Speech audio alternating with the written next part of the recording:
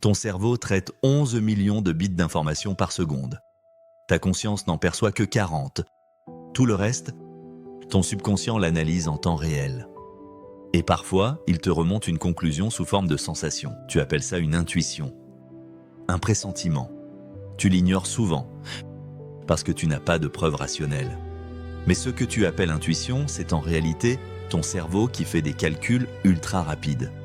Des calculs avec des données que ta conscience ne voit même pas. Et ce que tu vas apprendre dans cette vidéo pourrait littéralement changer ta façon de prendre des décisions. Parce que tu as bien plus d'informations disponibles que ce que tu crois. Aujourd'hui, je vais te montrer ce que la neuroscience dit vraiment sur l'intuition, comment elle fonctionne, quand lui faire confiance, et surtout, comment la distinguer de tes peurs ou de tes biais. Parce que ton intuition peut être ton meilleur GPS ou ton pire ennemi. Tout dépend de comment tu l'utilises. Et si ce n'est pas encore déjà fait, abonne-toi à Mental Gagnant et active la cloche. Chaque semaine, je te donne les outils pour maîtriser ton mental et prendre de meilleures décisions. Première chose à comprendre, l'intuition n'a rien de mystique, c'est de la reconnaissance de patterns à haute vitesse. Voici ce qui se passe dans ton cerveau. Ton cortex préfrontal, la partie rationnelle, analyse environ 40 bits d'informations par seconde. C'est la pensée consciente.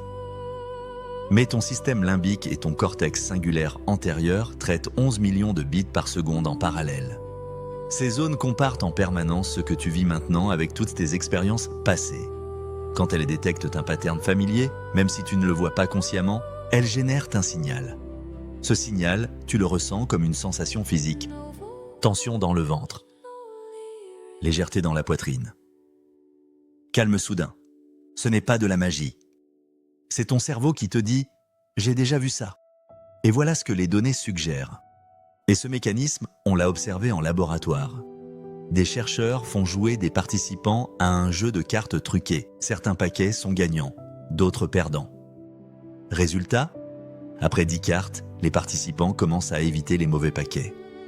Et ce, avant même de pouvoir expliquer pourquoi, leur peau commence à transpirer avant de tirer une carte perdante. Leur corps savait. Leur cerveau conscient, pas encore. Et c'est là que ça devient fascinant. Parfois, ton corps prend de meilleures décisions que ton esprit. C'est ça, l'intuition. Ton subconscient détecte des patterns que ta conscience n'a pas encore identifiés. Mais attention, toutes les sensations ne sont pas de l'intuition. Il y a 3 types de signaux internes. Et tu dois apprendre à les distinguer. Type 1, l'intuition experte. C'est l'intuition basée sur l'expérience répétée. Un médecin urgentiste qui sent qu'un patient va mal tourner. Un parent qui sait que son enfant cache quelque chose. Leur cerveau a vu ce pattern 1000 fois. Il reconnaît les micro-signaux. Cette intuition-là est fiable, parce qu'elle est basée sur des données réelles accumulées. Type 2, l'intuition sociale. Ton cerveau est une machine à lire les signaux sociaux. Micro, expression faciale. Ton de voix, langage corporel, cohérence entre mots et comportements. Tu captes tout ça sans y penser. Quand tu sens qu'une personne ment, c'est souvent parce que ton cerveau détecte des incohérences. Des incohérences que ta conscience ne voit pas. Cette intuition sociale est utile, mais elle peut être faussée par tes préjugés. Type 3, le biais déguisé en intuition. Et c'est là que ça devient dangereux. Ton cerveau peut te faire croire que tu as une intuition, alors que c'est juste ta peur projetée sur la réalité, ton biais de confirmation qui cherche ce qu'il veut trouver, ton désir qui se fait passer pour une certitude. Exemple, tu sens que ce projet va échouer, est-ce de l'intuition ou juste ta peur de l'échec qui génère de l'anxiété? Tu sens que cette personne est faite pour toi, intuition ou juste ton désir d'être en relation qui crée une illusion de connexion? La différence entre intuition et biais, l'intuition est calme, elle est aussi neutre et informative. Le biais est chargé émotionnellement. Il pousse, il crie. Alors, comment savoir si c'est de l'intuition ou juste un biais? Voici le protocole en 4 questions. Question 1. Est-ce que j'ai de l'expérience dans ce domaine? Si tu sens qu'un investissement immobilier est mauvais, mais que tu n'as jamais investi, ce n'est pas de l'intuition experte. c'est peut-être juste de l'anxiété face à l'inconnu. L'intuition experte nécessite des milliers d'heures d'exposition. Sans expérience répétée, ton pressentiment est très probablement un biais. Question 2. Est-ce que cette sensation est calme ou agitée? L'intuition véritable est très souvent calme. Elle est claire, elle est neutre. Elle te donne une information sans pression. Ce chemin semble meilleur que l'autre. Par contre, le biais est bruyant, il est urgent, il est émotionnel. Tu dois faire ça maintenant, sinon c'est la catastrophe. Si ton intuition génère du stress, de l'urgence, de la panique, c'est probablement ta peur, pas ton GPS interne. Question 3. Est-ce que je veux que ce soit vrai? Si ton intuition va exactement dans le sens de tes désirs, méfie-toi. Ton cerveau est un expert pour rationaliser ce qu'il veut croire. Exemple, tu sens que cette personne est honnête, mais tu veux aussi sortir avec elle. Ton désir peut facilement se déguiser en intuition. Test simple. Imagine que ta certitude soit fausse. Ça te dérange? Si oui, c'est de la pensée magique. Question 4. Est-ce que cette sensation persiste dans le calme? Médite 5 minutes. Respire. Calme ton mental. Puis repose-toi la question. Si la sensation disparaît, c'était de l'anxiété passagère. Si elle reste stable et neutre, c'est probablement de l'intuition. L'intuition ne dépend pas de ton état émotionnel. Elle est constante. Maintenant, comment tu développes cette capacité? Parce que oui, l'intuition se renforce, comme un muscle. Voici 3 exercices que tu peux commencer dès maintenant. Exercice 1, le scan corporel. Plusieurs fois par jour, arrête-toi 30 secondes. Scanne ton corps.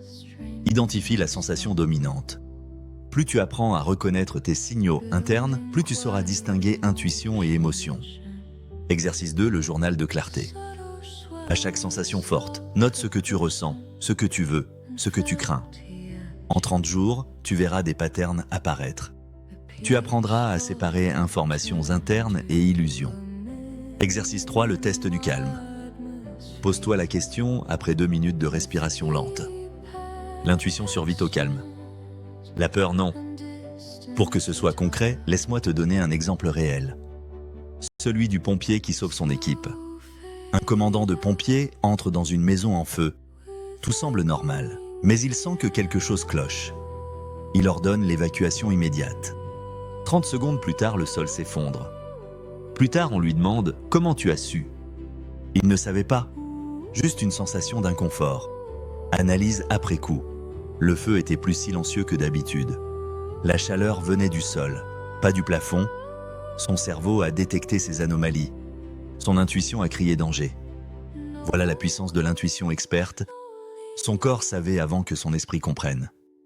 Maintenant, quand faire confiance à ton intuition? C'est assez simple. Scénario 1, tu as de l'expérience dans le domaine et ta sensation est calme. Alors suis ton intuition. Ton cerveau a accumulé des milliers de patterns. Il sait.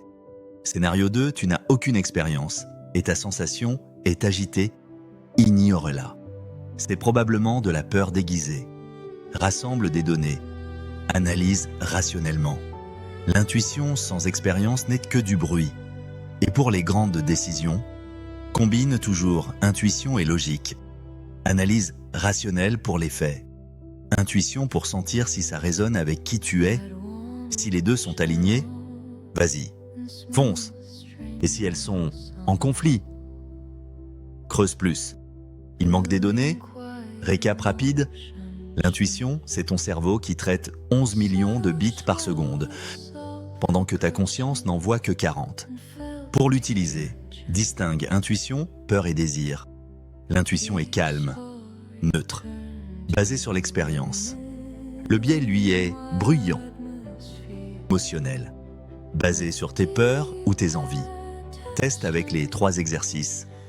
En 21 jours, tu sauras faire la différence. Ton intuition peut te saboter ou te guider avec une précision impressionnante. La différence? Ta capacité à l'écouter sans te laisser piéger par tes biais. Si cette vidéo t'a aidé, mets un like et abonne-toi à Mental Gagnant.